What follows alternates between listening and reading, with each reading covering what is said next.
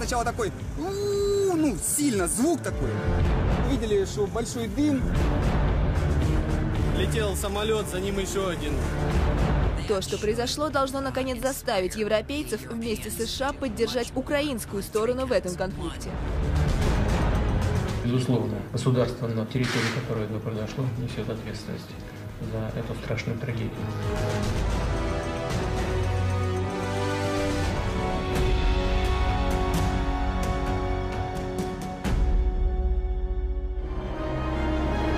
Самая страшная трагедия. 298 погибших, 80 детей. Авиалайнер был сбит. Кому это было выгодно и кто ради достижения своих целей готов на любые чудовищные поступки? Первые сообщения о катастрофе на лентах информагентств появились в 19:10 по московскому времени. А еще до падения Боинга в сети кто-то выкладывает запись переговоров якобы ополченцев, которые обсуждают, как они уничтожили еще летевший лайнер. Стало быть, о предстоящей катастрофе знали, ее планировали и готовились переложить с себя вину. Целая спецоперация мирового масштаба. Только что, вот смотрю, вон сбили самолет, он падает. Вон, видишь, вон осколки еще летят, вон черные. Боинг 777 малазийских авиалиний провел в воздухе чуть больше 3 часов вместо положенных 12. За это время он успел взлететь из амстердамского аэропорта Схипхол, миновать воздушное пространство Германии, Польши, почти пересек с запада на восток всю Украину. По основной версии сбит с земли. Впрочем, есть и другая версия. Пользователь Твиттера под ником Карлос, представляющийся диспетчером аэропорта Борисполь, на испанском делится сенсационной версией о последних минутах полета малазийского Боинга. Военные самолеты пролетали рядом с 777-м всего за 3 минуты до того, как он исчез с радаров. Киевские власти нам сообщили, что он разбился. Как они могли узнать это так быстро? Возможно, это была ловушка. Самолет намеренно направляли в определенный квадрат. Рейс MH17. Вот привычный его курс из Амстердама в Куала-Лумпур, через Азовское море. Только вот вчера лайнер шел значительно южнее, над самым пеклом, районами, где идут бои. Почему и по чьему распоряжению? Это тоже часть кровавого плана? Были очень большие взрывы вот в этой стороне. Их было больше 10. Бу-бу-бу-бу, сильно. Именно очень сильно. Реактивный самолет как будто упал. Он сильно сначала такой, ну, сильно, звук такой. До границы с Россией самолет не дотянул совсем немного. Рухнул в 40 километрах. Близ села Грабово, возле города Торез, Донецкой области. Хотели ли причастные к этой атаке, чтобы лайнер упал на территорию России? Для этого при скорости в 900 км в час не хватило всего пары минут. Рядом, например, российское село Куйбышево, только там более 6000 жителей. Стрельба была, несколько выстрелов, а потом сильный хлопок, и смотрю, из-за туч появляется, распадается на куски. Услышал свист, и в Торезе от направления Кошелевка от базы, где-то очень далеко, там именно пал снаряд первый. Первый взрыв я услышал там, и только потом грохот упавшего самолета. Пассажирский лайнер начал разваливаться на части еще в воздухе. Фрагменты находят в радиусе 4 километров. В Киеве ответственность за эту трагедию поспешили возложить на ополченцев. Предположительно, сбит самолет зенитно-ракетным комплексом «Бук». И вот тут совершенно неожиданное заявление министра юстиции Украины Виталия Еремы. Нестыковочка. Он признал, что у ополчения на вооружении «Буков» нет.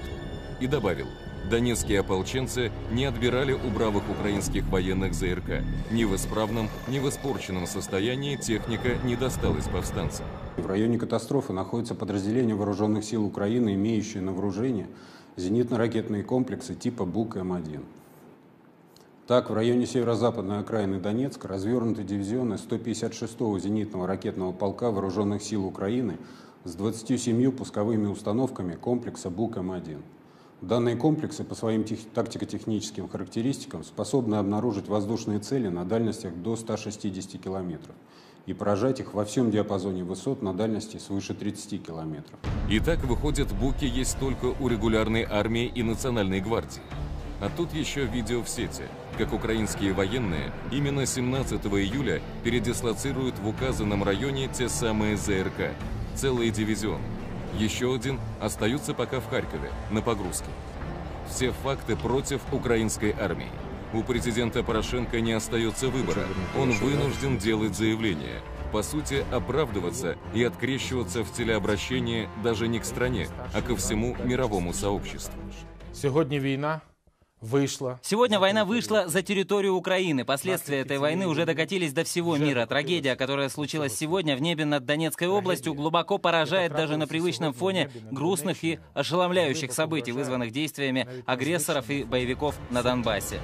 Соблюдая хронологию, далее глава СБУ Валентин Наливайченко и министр иностранных дел Украины Павел Климкин созывают пресс-конференцию, на которой представляют, внимание, ту самую поддельную аудиозапись переговоров якобы сбивших самолет ополченцев. Причем причастны, по их версии, к этому были казаки. Ну что у вас там? Короче, стопудово гражданский борт. Вот так вот. Борт какой? Да я еще пока не разобрался, потому что я не был возле основной части. Я только вот смотрю там, где начали первые тела падать. Руководители самопровозглашенной Донецкой республики заявляют, о мощном вооружении они и мечтать не могли. Сбить авиалайнер просто невозможно. Намеренная провокация Киева. На вооружении ополченцев переносные зенитные комплексы, способные поражать только низколетящие цели. Донецкая Народная Республика не владеет техническими средствами, которые позволяют сбивать самолеты на такой высоте. Высота самолета была более 10 тысяч метров. Мы не имеем возможности физической. Украинские следователи на место крушения приехать не могут, а может и не хотят. Руководители ополчения заявили, черные ящики передадут в Межгосударственный авиационный комитет. Это обеспечит максимальную прозрачность расследования. Надо узнать правду.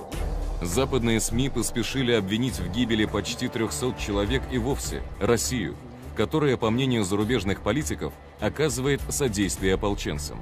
Только и здесь нестыковки. Газета Wall Street Journal, один из рупоров американской пропаганды, и то вынуждена признать. По данным разведки США, спецслужбы засекли ракету. С российской территории она не летела. Да и не нужно это России. Трагедия и еще большее волнение в приграничном регионе. Так кто же реально был заинтересован в страшной гибели 300 человек? Еще в июне один из пользователей Твиттера опубликовал сообщение. Тогда казалось зловещее и крайне циничное. Предположение, что над Украиной в ближайшее время может быть сбит самолет третьей страны. Оборванные жизни иностранных граждан станут официальным поводом для западных стран ввести войска. Первая часть предсказания уже сбылась. Как будет со второй? Советник главы МВД Украины Зоран Шкиряк в своем фейсбуке призвал Североатлантический альянс начать наземную операцию на востоке Украины. От этого плана, во всяком случае, не отказалась Хиллари Клинтон, вероятная преемница Барака Обамы на посту президента США. То, что произошло, должно наконец заставить европейцев вместе с США поддержать украинскую сторону в этом конфликте. Украине надо помогать, прежде всего на границе с Россией. Также мы готовы помочь армии этой страны современным оборудованием и новыми методами военной подготовки. Интернет пестрит размышлениями на тему «Хотят ли в США войны?».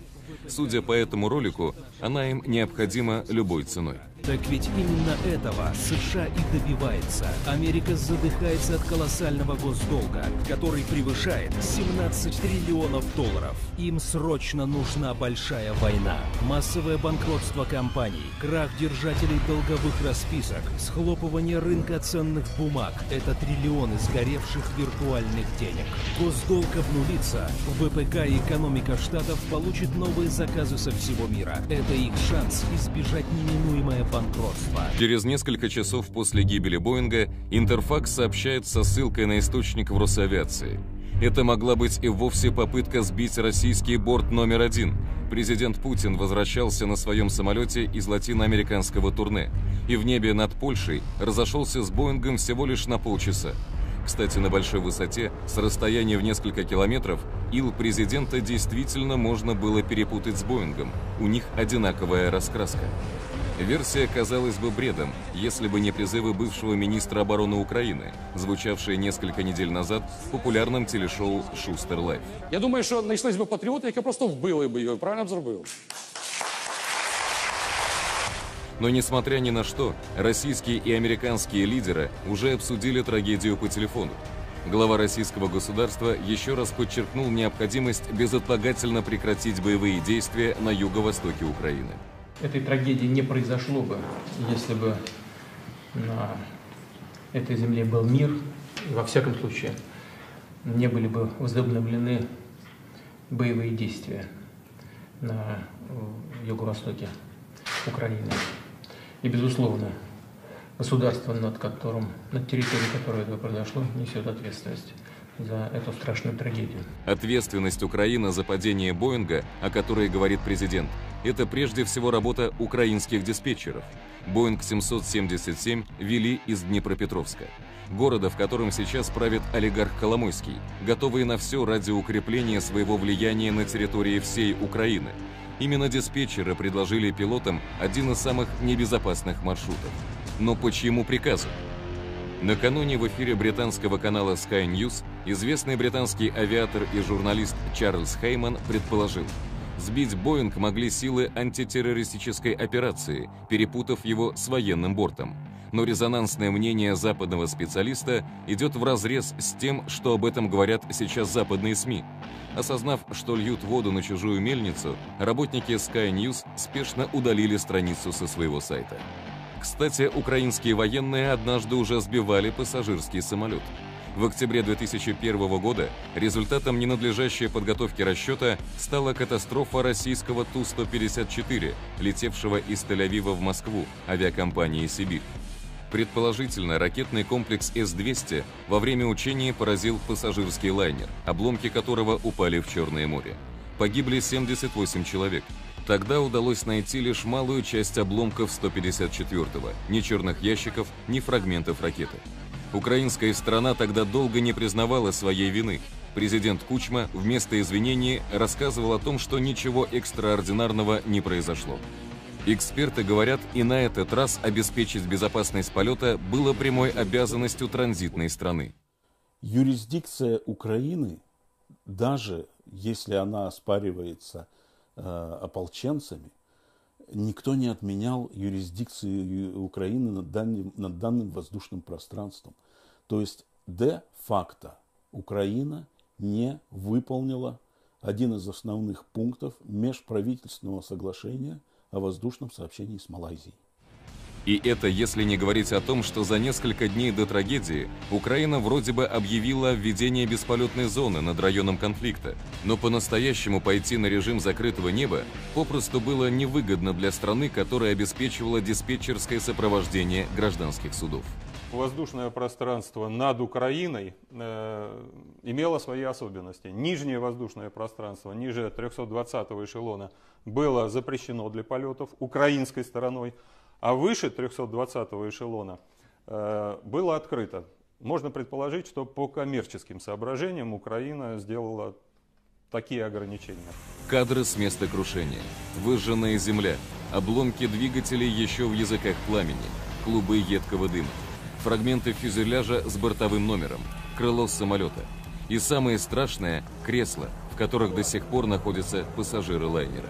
Это вот девочка с Малайзии. Видим, что это гражданка Малайзии. Произошедшее может быть следствием целой череды заранее спланированных действий по дальнейшей эскалации напряжения в стране. Огромное количество нестыковок, информационные вбросы, интересы зарубежных стран и новые выстрелы, которые слышны неподалеку от места крушения Боинга. Даже несмотря на то, что ополченцы Донбасса хотели объявить гуманитарное перемирие для обеспечения работы следователей. Но сделать картину произошедшего достоянием общественности, видимо, входит в планы далеко не всех сторон вооруженного конфликта на востоке Украины.